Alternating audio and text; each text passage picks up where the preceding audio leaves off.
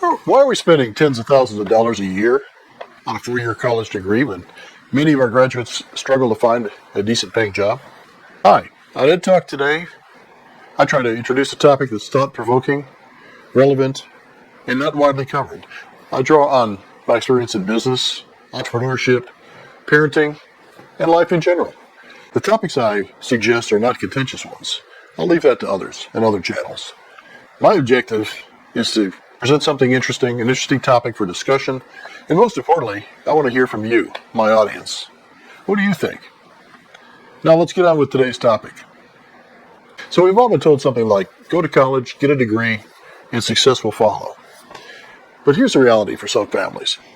College degrees are expensive, time-consuming, and don't always lead to high-paying jobs. Meanwhile, jobs in the trades, that's both white-collar and blue-collar, are in high demand.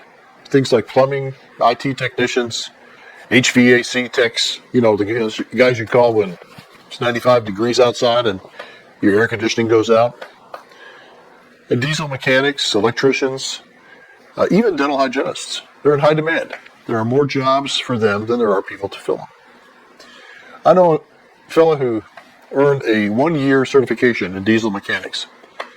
And when he got out, he got several offers. One as much as $60,000 a year. That's 1 year, a 1-year certification.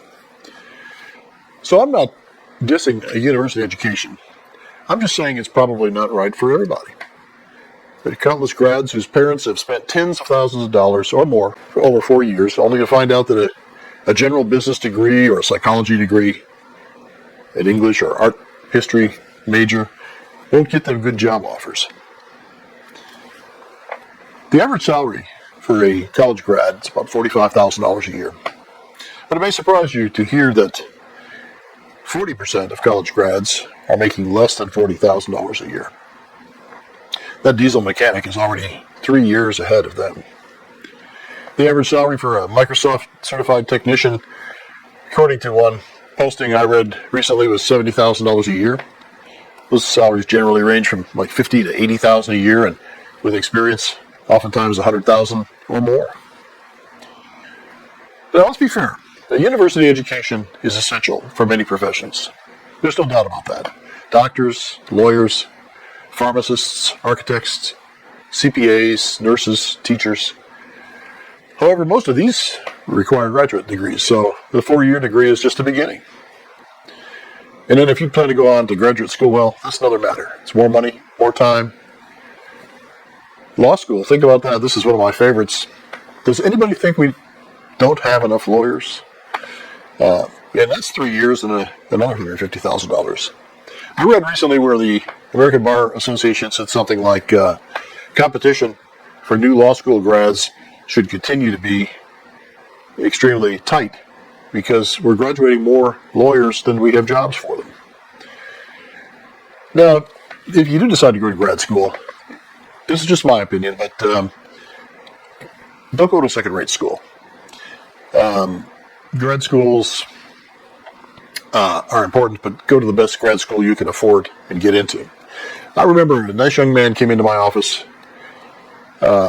He had spent 2 years working for a bank, had earlier earned a business degree, and after 2 years he was making about $30,000 a year. So he came into my recruiting office looking for a new job and more opportunity. At the present time, I couldn't help him out, and I lost touch with him for a while. But 2 years later, he called me, we chatted on the phone, and found out he had quit his job at the bank, went back to the same mediocre college, and earned an MBA. Spent money on the MBA and spent 2 years of his life. I asked him, okay, so what salary are you looking for?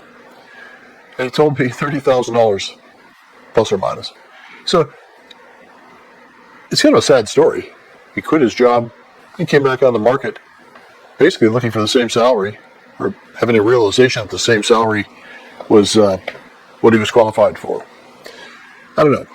I just think we need to see college education in a more practical and pragmatic way. I'd like to hear what you have to say about that.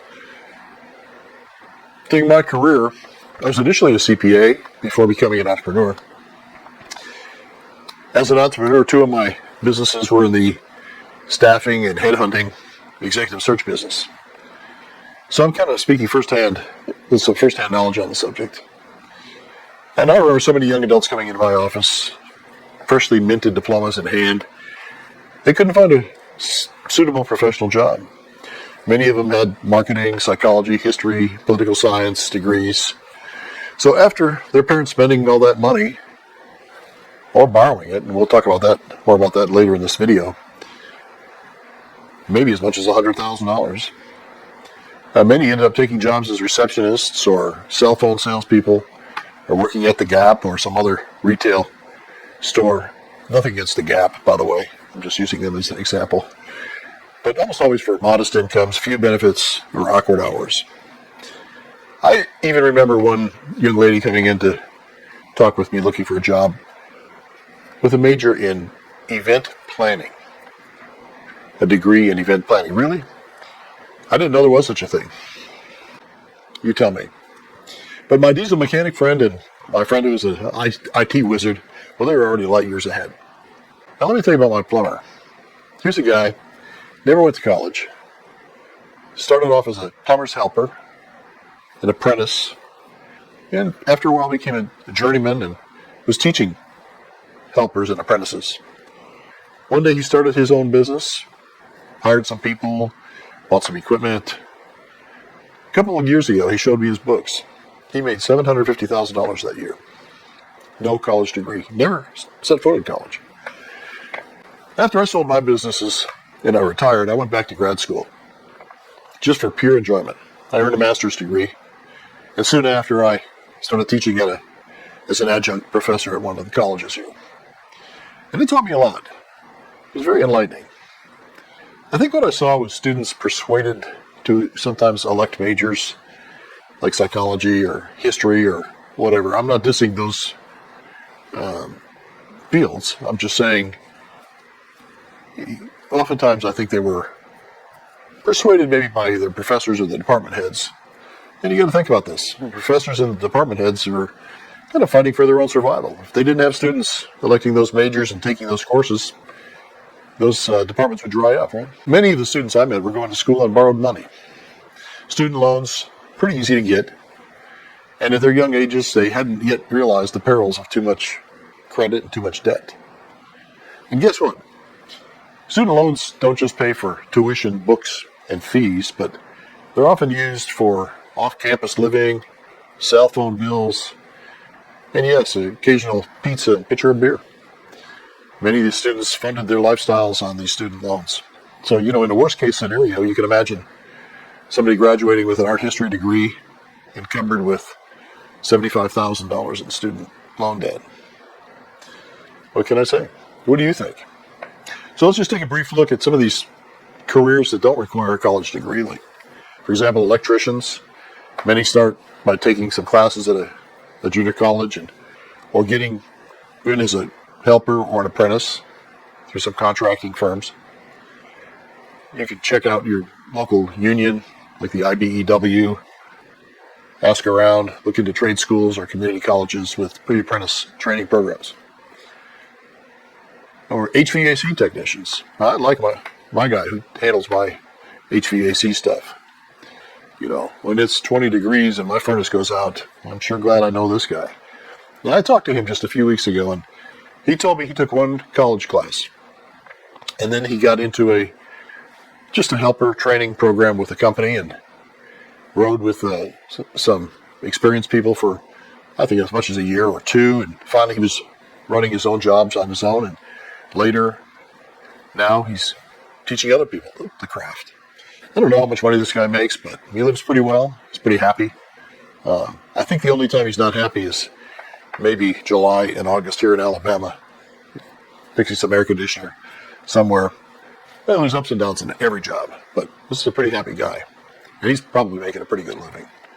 Plumbers, well, I told you about my friend the plumber, and they typically get in through apprenticeship programs like electricians, so on, and get paid. They get paid while they're a plumber's helper or an apprentice. Instead of spending money on the tuition, they're earning money while they're learning.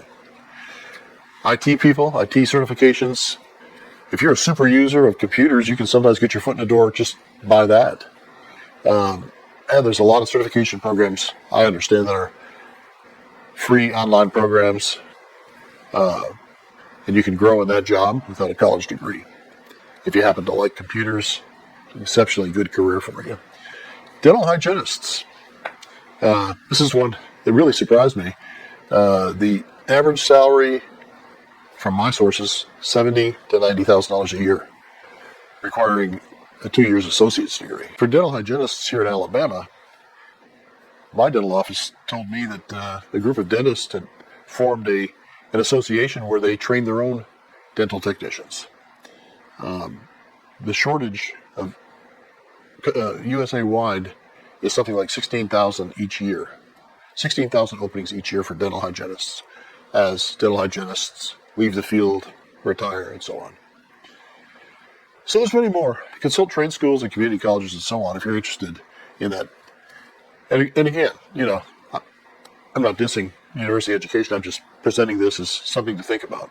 But these are real jobs with real demand, and they can't be outsourced. Think about this. If your toilet backs up, you're not likely to call for a plumber from China or India to fix it. Okay, so I'm not against 4-year college degrees. God knows we need more people educated in the English language, educated in American history, government, etc. So this is not about that.